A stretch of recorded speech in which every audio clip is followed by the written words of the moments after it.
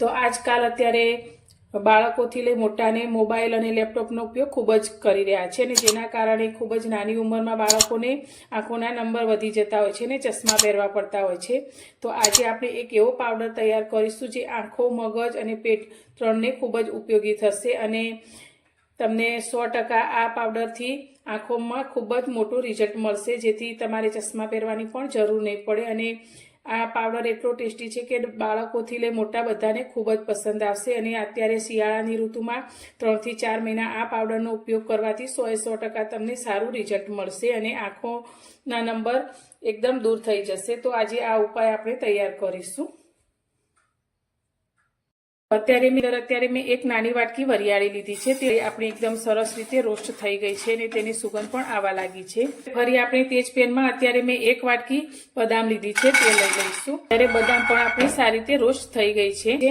સાકર, તો તમે સાકર આ રીતે જે મોટા ટુકડામાં આવે છે તેવી પણ લઈ શકો છો। આપણે એક નાનો મિક્સર જાર લઈ લઈશું અને જારની અંદર આપણે આ વરિયાળીને લઈ લઈશું અને આપણે એકદમ ઝીણો ફાઇન પાવડર તૈયાર કરી લઈશું।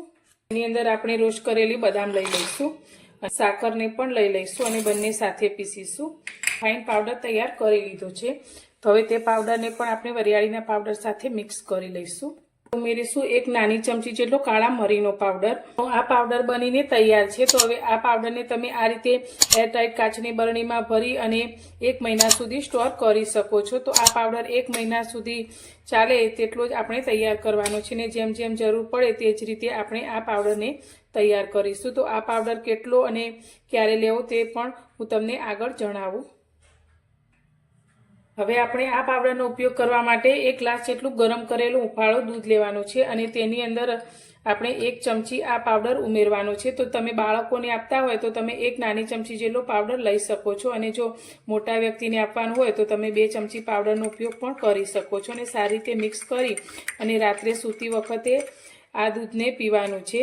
તો આ દૂધ પીવાથી રાત્રે ઊંઘ પણ સારી આવશે અને મોબાઈલ, લેપટોપ જેવી વસ્તુનો ઉપયોગ કર્યા પછી જે આંખોને થાક લાગતો હોય છે તે થાક પણ દૂર થશે અને ધીમે ધીમે આપણી આંખોની રોશની વધશે અને વધેલા ચશ્માના નંબર પણ ઘટતા જશે।